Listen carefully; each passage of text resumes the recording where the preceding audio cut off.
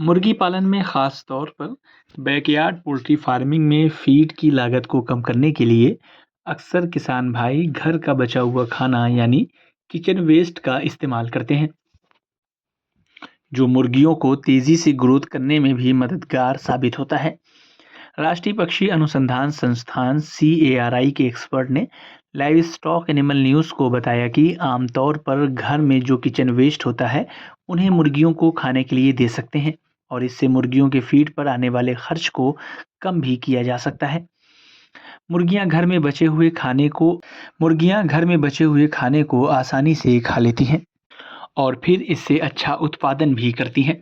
हालांकि इसमें एक बात का ध्यान रखना है कि अगर मुर्गियों को घर का बचा हुआ खाना दे रहे हैं तो वह सड़ा हुआ नहीं होना चाहिए। वहीं उस खाने में ज़्यादा तेल या मसाला नहीं होना चाहिए। यदि आप इन बातों का ध्यान रखते हैं तो मुर्गियों को किचन वेस्ट और घर का बचा हुआ खाना दे सकते हैं। इससे मुर्गियों को फ़ायदा होगा। वहीं मुर्गियों को एक अन्य चीज़ अजोला भी खिलाया जा सकता है और यह मुर्गियों के लिए बहुत ही फ़ायदेमंद होता है।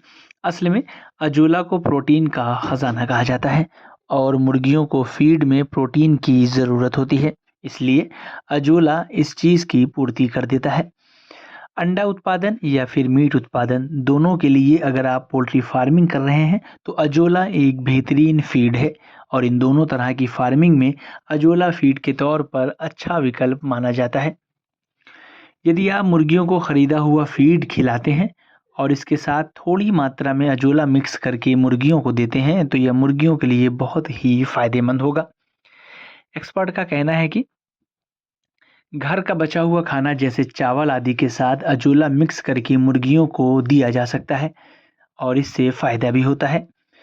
साथ ही अंडों और मीट के प्रोडक्शन में भी इससे मदद मिलती है। अगर आपको हमारा ये वीडियो अच्छा लगा तो हमारे YouTube चैनल को सब्सक्राइब करना न भूलें।